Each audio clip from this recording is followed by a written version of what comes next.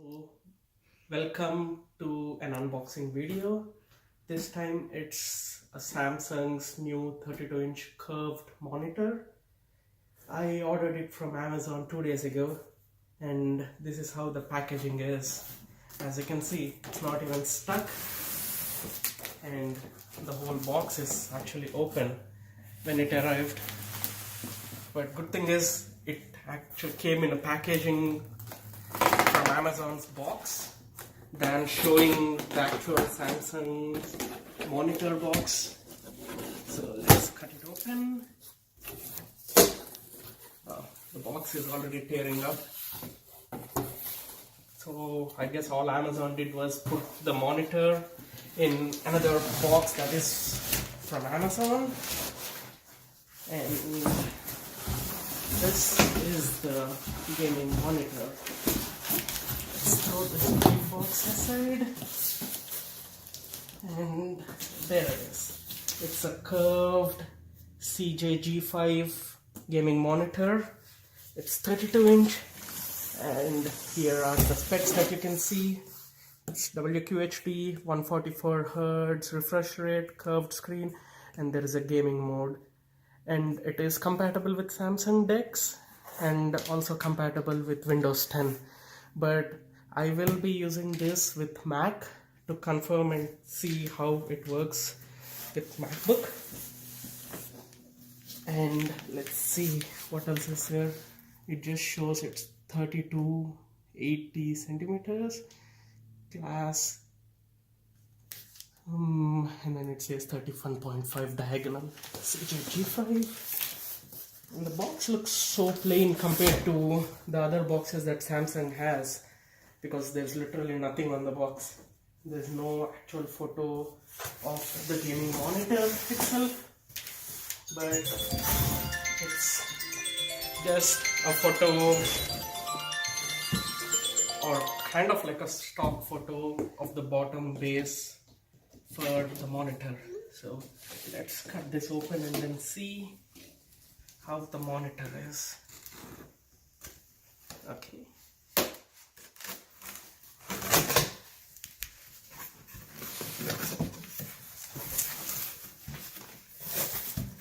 So that's a nice thick panel, but I'm not sure if I'm opening it on the right side. As you can see, it does seem to be the right side because I can see the curve inwards. So let's see. Okay, as you can see, it still has the film, the cover. Let's get this out.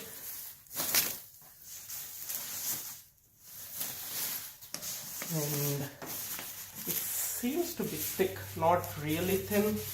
And looking at the thickness, it seems to be as thick as the QLED 55-inch that I have.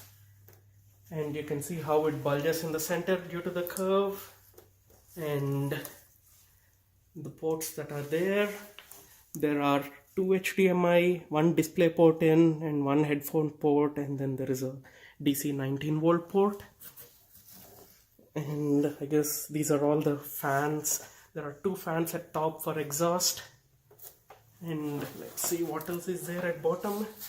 Okay, there seems to be two big exhausts, I guess. I hope that they're not speakers, but I'm going to check it. And there is a port here to use an external lock cable and lock the screen, I guess, to any desk. So let's see if it stands up. Okay, it does.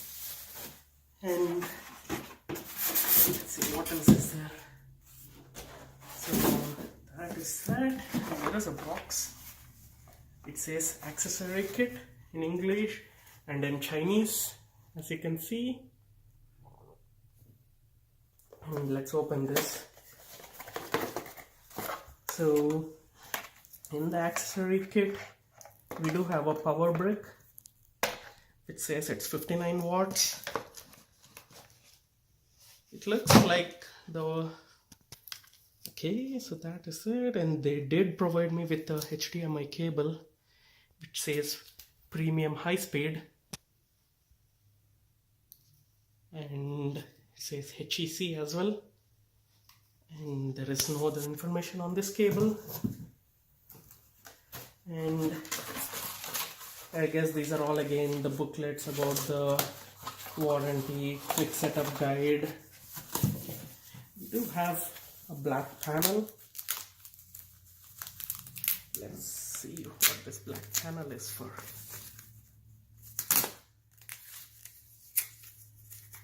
Yeah, all these sticky tapes are actually sticking up.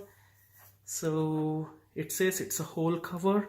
I guess it is whole cover to cover the ports. Once you put in, and you can see that the output cables can pass through from that small gap that is there. Let me just close it up for now, and that is done. And here I guess is the single butterfly stand that came along with it, and they just put in a white tape, not an official looking one, but a cheap looking white tape to close that. And let's get this open.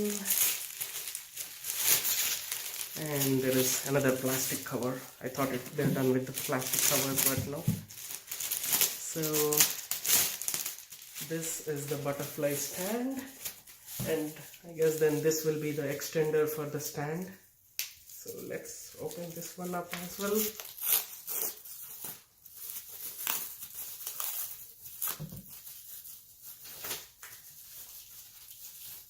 Okay, where is the opening?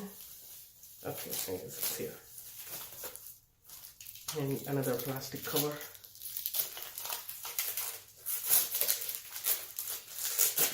I'm just being careful to not hit this one to the monitor. But let's see how this is set. Okay, so I guess this one somehow supposed to. Okay, so this is there. I do see some screws here. Okay, so then I guess it goes like this, and then I have to screw these up, and I guess the monitor slides in here. So there is nothing that is really holding up the monitor, but I don't know if this is broken or not, but you can see some white mark here. So I don't know if this already came broken, but I'll have to see how it clamps onto it. And let me see if I can find a screwdriver. I did get a screwdriver now, and I'm just bolting up the screws that are at the base.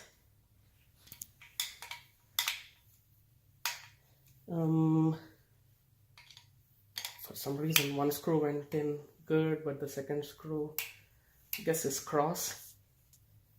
So let me plug it in. Okay, I guess we should be good. And I cannot see this move. And as you can see, there is an indication here as to which side to lock and which side to release for the screws. Let me see if I can tighten this up a bit more. Yes, we should be good.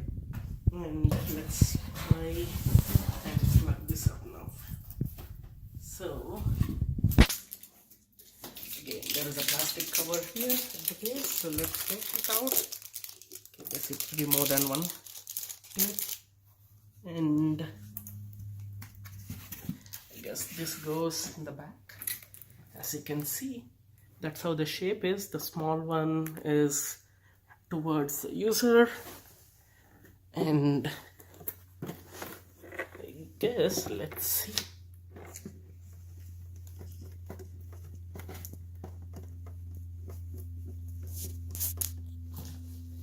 I'm not sure if it is clamped in.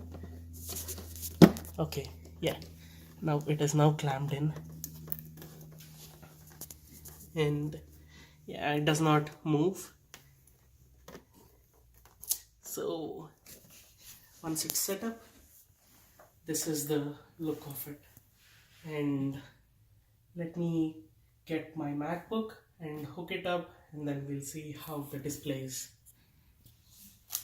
Now I'm hooking up this to power, so the DC in, let's see. Okay, it didn't close in completely and there is some gap, but I guess cannot be clearly seen because of the shadow, but that is being hooked up. And I have a MacBook which is currently just beside it, so I'm just trying to hook it up to HDMI. Hopefully if I find the socket. Yeah, I did find it. So I put in two cables, and let's just close up the panel to keep the cables clean. So as you can see, with two cables there is still enough space for the rest of the cables as well. And let us now see to power it on, I guess, because I don't see any option to power it on, but it does have DC. Maybe the port isn't working. I don't see it being powered on yet. That is hooked in to the DC.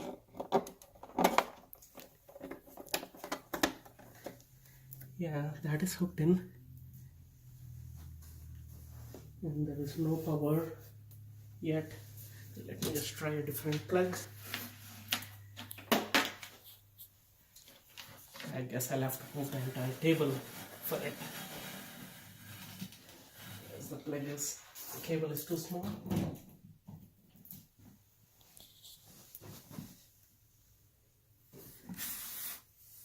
And I don't see. Oh, I see some light here. Oh, I guess that is where I might have made a mistake, because there is power, but I have to turn it on. It does have an off and on switch below. And as you can see, when it is off, okay, so that is the power button.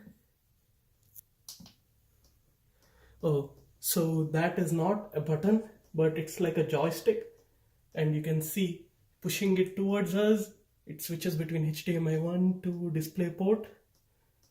Pushing it outwards switches the other way. And let's see what other options we have.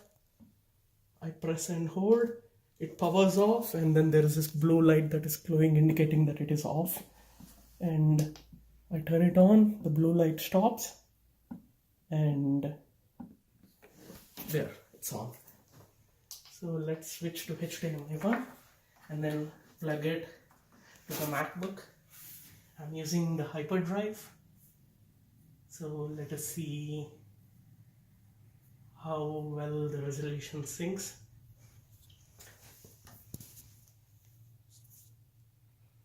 So, okay, right now it's acting as an extendable display to my screen, because as you can see, I scrolled all the way to the left in my MacBook, and then you can see that it's extending.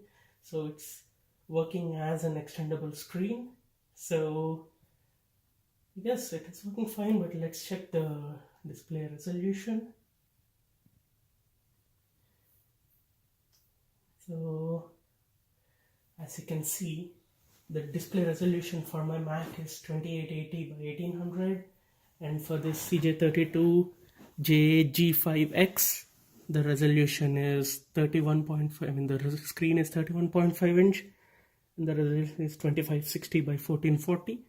And I guess currently it switched to use my graphic card than using my internal graphics, the Intel internal graphics. So, which I guess is as expected. So this concludes the unboxing video for the MacBook and how it connects to the curved screen. As you can see in the box, it did show that it's compatible with Windows and DeX, but it is also compatible with Mac as long as you have a newer Mac, I guess. So, and I'm going to end the video here, and then I'll post few videos of me playing games and such on the screen. So I'll have to just change my setup, and then I'll have another video on the performance of the screen with the Mac. Thank you.